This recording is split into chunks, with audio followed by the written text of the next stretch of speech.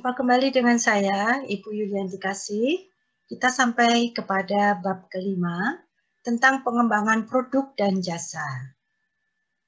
Yang pertama, kita harus melihat bahwa dari sebuah produk, bentuk fisiknya, di dalamnya mengandung banyak hal, bukan hanya sekedar objek fisik.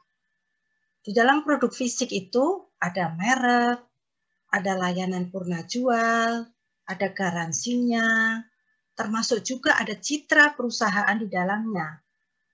Oleh karena itu, ketika konsumen membeli sebuah produk, yang dia beli itu sebetulnya adalah keseluruhannya, produk total, bukan hanya sekedar bentuk fisiknya.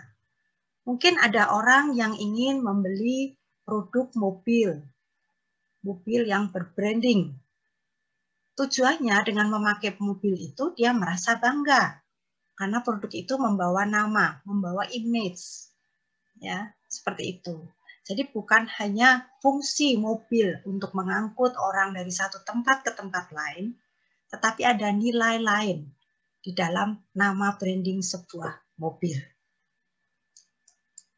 Berikutnya, produk sendiri juga bisa kita lihat dalam bentuk fisiknya, memiliki berbagai bentuk keemasan, merek, gitu ya. Nah, hal-hal seperti itu akan sangat mempengaruhi. Itu bersifat secara fisik. Tetapi produk yang total, bersifat multidomestik, itu juga memiliki fungsi yang berbeda dari setiap negara. Contohnya, orang Prancis, kalau dia mau minum minuman keras, dia langsung meminumnya sebagai minuman yang biasa setelah makanan besar, makan dinner. Ya. Orang Inggris bisa juga mencampur minuman keras itu dengan air. Ya. Air dicampur dengan alkohol.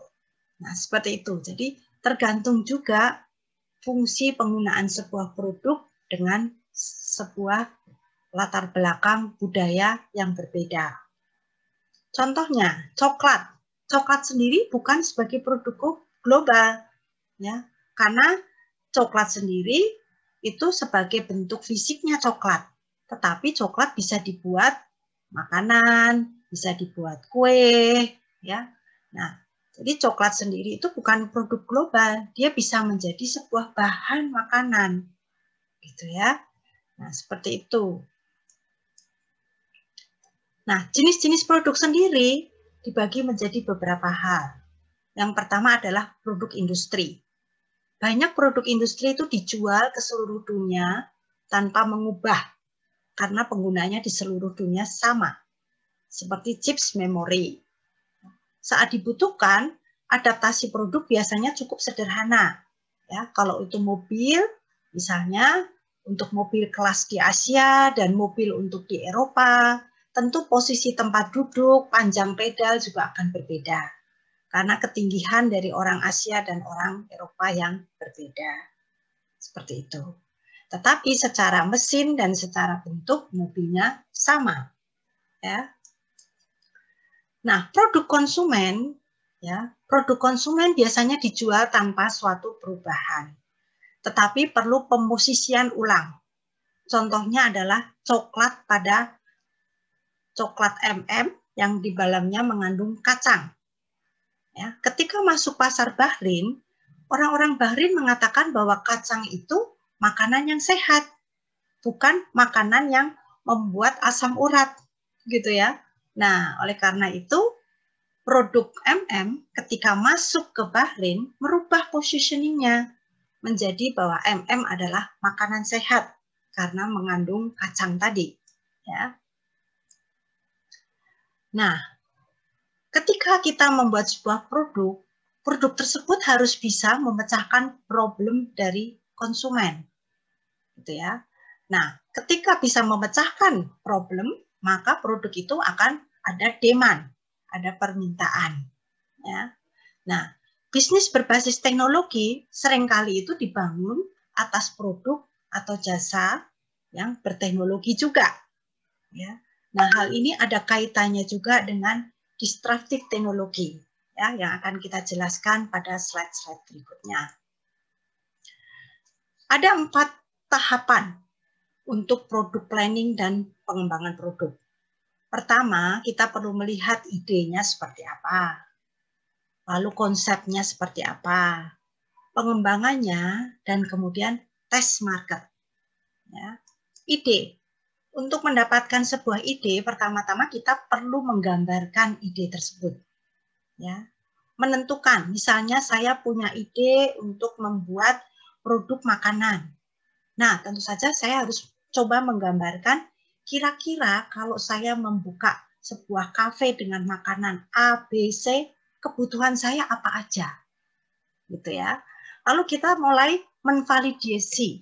Dalam arti kata, mungkin kita memproduksi dalam jumlah kecil, memberikan kepada konsumen, dan menanyakan kesannya tentang makanan yang kita buat. Suka, tidak suka, atau ada masukan. Ya. Kemudian mulai kita mengembangkan, dan setelah itu jalan, kita mulai mengembangkan perencanaan pemasaran. Ya. Nah, setelah mengembangkan pemasaran, kita mulai mengembangkan produk tadi, gitu ya, dengan segala masukan yang kita dapat dari konsumen. Mungkin rasanya kurang manis, rasanya kurang sedap, kita coba formulasikan kembali, baru kita meluncurkan ide akan produk tersebut, gitu ya.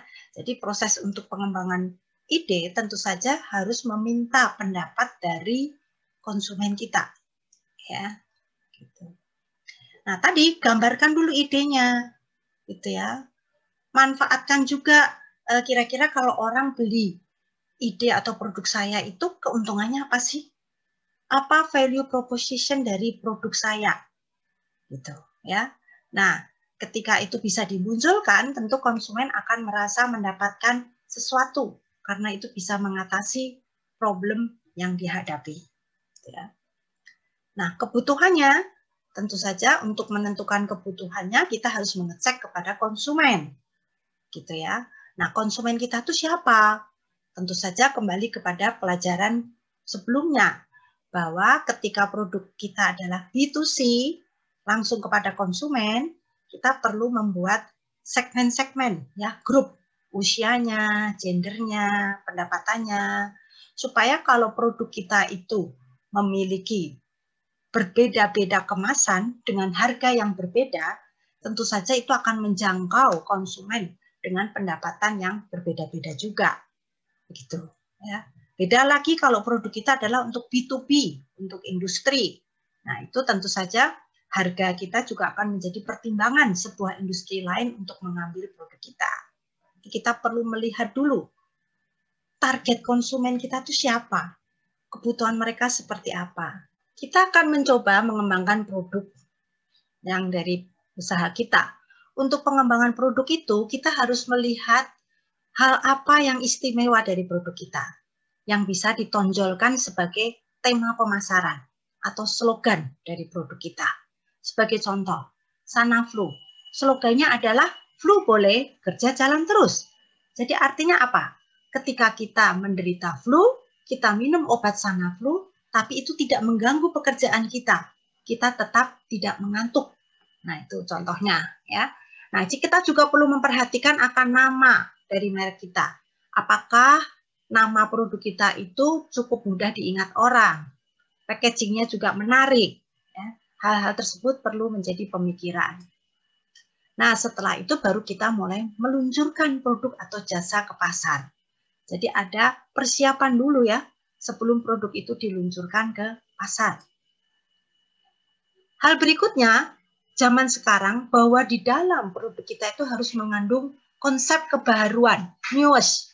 Newest to the consumer, newest to the organization, and newest to the distribution system. Ya. Nah, produk-produk baru sekarang itu seringkali menghasilkan yang namanya disruptive. Ya, disruptive itu adalah gangguan dalam arti kata perusahaan-perusahaan yang lama berubah atau terhimpas oleh perusahaan-perusahaan baru yang kecil, yang kelihatannya produknya tadinya tidak masuk perhitungan, tapi ternyata memberikan dampak bagi perusahaan besar tersebut. Disruptive tidak selalu berhubungan teknologis, ya, tetapi kita di sini akan menghubungkan disruptive teknologis. Jadi yang ada hubungannya dengan teknologi. Sebagai contoh, dulu pembayaran kita harus menggunakan uang cash, menggunakan ATM, transfer. Sekarang kita bisa menggunakan OVO, bisa juga menggunakan GoPay. Ya, jadi banyak sekali metode-metode pembayaran yang baru. Itu ada disruptif teknologis. Ada kebaruan dalam bidang teknologi. Dahulu kita menggunakan taksi, tapi sekarang kita bisa dengan mudah menghubungi GrabCar, bisa juga dengan GoCar, ya. Dengan HP kita bisa pesan, ya. Jadi itu juga suatu pembaharuan yang menggunakan teknologi. Nah, ada satu kesenjangan gitu ya. Ketika teknologi itu, inovasi-inovasi berdasarkan teknologi itu ditampilkan, ya. Kita melihat di sini gambarnya, ya. Nah, ada pembaharuan di mana performance dari produk itu meningkat dengan cepat ketika penggunaan teknologi itu dipakai. Berikut ini adalah gambaran dari disruptive innovation, ya. Penemuan-penemuan yang baru yang menggunakan teknologi, entah itu barangnya adalah low quality atau high quality, tentu saja akan mengalami gangguan. Ya, dalam arti kata produk-produk yang menggunakan teknologi, produk-produk baru ini akan segera memiliki performance yang bagus dan akan memiliki demand yang tinggi daripada konsumen kita. Sampai di sini kuliah bab kelima ini. Nanti ketemu dengan saya lagi untuk pelajaran berikutnya. Dan ini adalah pustaka yang saya gunakan dari buku Hilsrich Robert, Technology Entrepreneurship Taking Innovation to the Marketplace. Terima kasih.